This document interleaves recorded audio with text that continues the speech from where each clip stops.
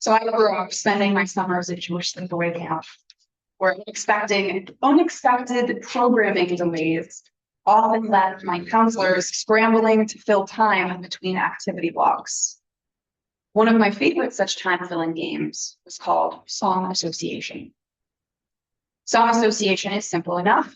There's a referee who chooses a word, and when it comes to your turn, each person has 10 seconds to name a song with that word in its title. If your turn comes around and you can't think of a song in time, tough luck. You're out. How about we play a quick round together? For example, what if the word was love? What song titles can we think of that include the word love? Well, there's All You Need Is Love by the Beatles. What else? Shout out your answers. Let's see how many we can think of. Mine is random thing. Beautiful. What else? Love makes the world go round. Love makes the world go round. Yes, it does. Love me true. Love me true. Love me tender. Love Story by Taylor Swift. And I would let us keep listing songs until we ran out, but if I gave us 10 seconds between each one, we would probably not have a chance to go home before Yom Kippur. I noticed that the songs we listed ranged across decades and oceans, but they all used the word love to define an emotion that can be crazy, tender, endless, or addictive, painful, or powerful. I can't imagine that Taylor Swift and the Beatles were talking about exactly the same thing that might lie. Humans have been trying to express this idea, love, in language for thousands of years. English has only one word for love, but Sanskrit has over 200. Ancient Persian has 80. Arabic has 11. And Hebrew has 4.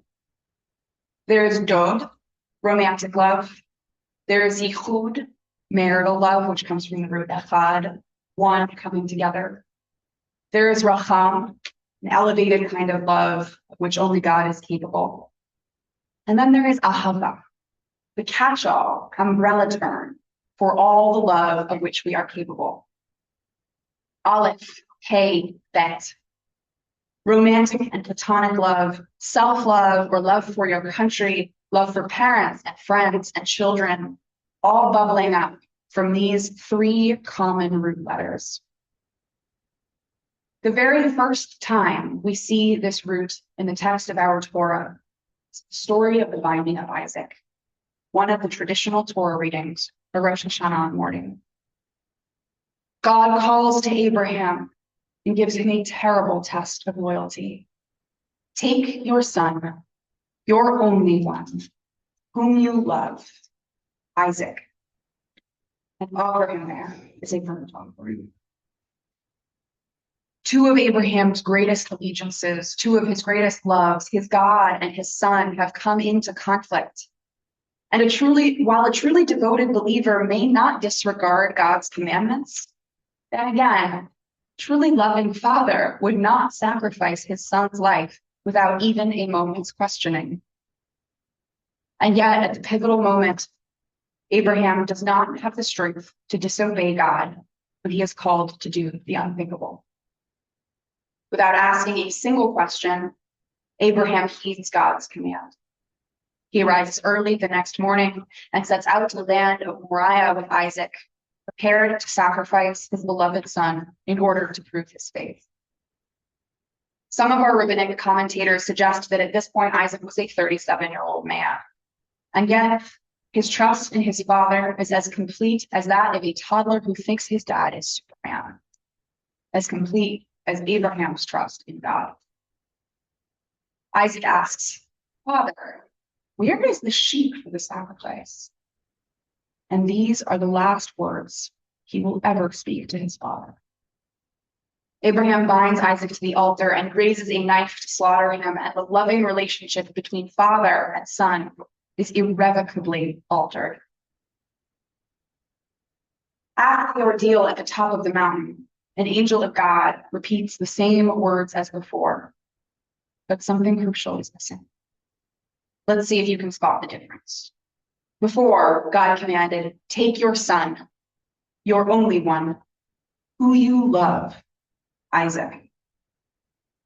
And now the angel promises, because you would not deny me your son, your only one,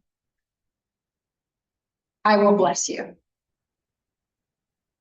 That crucial phrase, Asher ahavta, Aleph Hey Vet, whom you love, is missing. The love is lost. Abraham's legacy has been bought and paid for at the terrible price of his relationship with his son. And even God can see that something once so holy is irreparably broken. They descend the mountain in silence. And the Torah never again shows them together in life. That root, Aleph, Hey, Bet, shows up again in our Haftarah this morning to describe the relationship between Elkanah and Hannah. Now, this is a love of an entirely different sort, not the biologically bolstered affection between a parent and child, nor the cool companionship of a marriage of convenience, but a love between adults who each day consciously renew their devotion to one another. Hannah's greatest desire is to have a child, but some cruel twist of fate or divine intervention has rendered her barren, something that you may have noticed happens to a lot of important women figures in our Torah. Elkanah cares deeply for Hannah, going so far as to spurn his other wife in order to show Hannah the extent of his favor.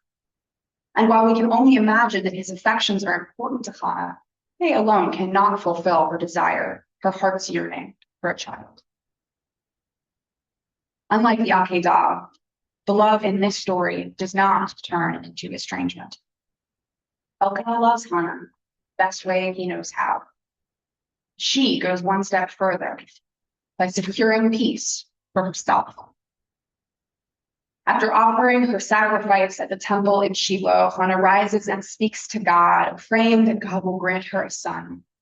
She prays so fervently that the priest Eli thinks she is drunk and rebukes her for coming to the temple in an altered state of mind. She weeps, her broken eggshell heart exposed to the elements, her tattered soul on full display. Her piety transforms the bitterness in her soul, her mavat nefesh, into a sweet expression of radical faith. And her sincerity and vulnerability are so potent that her prayer influences the will of God. Our rabbis throughout the ages have used Hannah's prayer as an archetype of the most powerful type of prayer that we can do. Within a year, her son Samuel is born, and she pours her gratitude like holy oil upon the flagstones of the temple, praising God in words of triumphant thanksgiving. Go back. Abraham, our towering forefather, loves Isaac, but his love is not enough. At the crucial moment, any protests are silenced by his absolute obedience to God, and he prepares to sacrifice his son. Now, on the other hand, Elkanah loves Hannah so much that he neglects his other wife, but his love is not enough.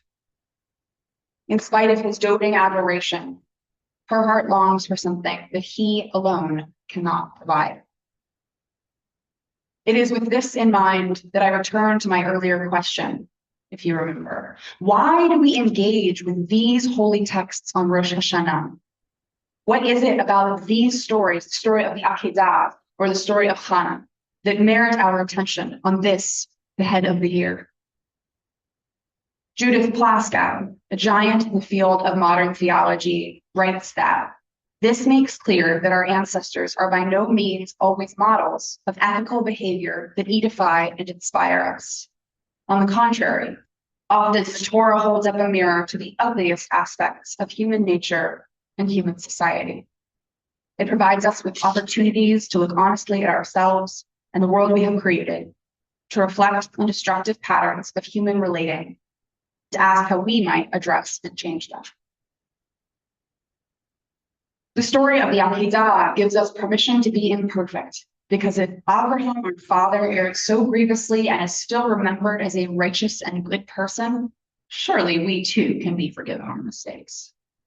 And Hannah, on the other hand, is a shining example of all that humanity can be.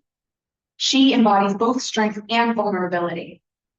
Hannah recognizes that she must take responsibility for her own fate, but that she cannot heal without also drawing near to the divine. These are the lessons we learn from the high holy days, that we will fail and that we may still rise, that love is necessary and that love is not enough, that we alone can make a change and that we alone cannot. The horn of the ram which took Isaac's place on the altar of sacrifice has become our shofar, the holy instrument with which we call out to God, which God calls out to us. We cry out to the Holy One, remember, O God, all those who struggled with you in generations past, whose imperfections you forgave, whose growing pains you tolerated. Do not turn from us now, just because humans remain human. Give us grace that we may grow, so that the coming generations may surpass us in wisdom, faith, and virtue. Nurture us, our parent, our ruler, so that we may make you proud. And I imagine the voice of God calling back to us, Tekiah, Shivarim, Teruah, Tekiah. Remember, O Israel, that I am a God of justice and accountability, and equally a God of mercy and grace, God of love. Bear your souls before me. Allow me to draw near, and I will accompany you as you conduct the holy work of Tshuva. There are over 100 million love songs recorded from ancient Mesopotamia to modern day Visalia. Look it up. Each year, as the shofar blast rings out, a new love song is etched into the annals of history, from us to God, back again. As Sebastian blows the shofar for the last time this morning, may we each have the courage to face the coming year with accountability, grace, love. The third and final shofar service, Shofarot, brings us to an emotional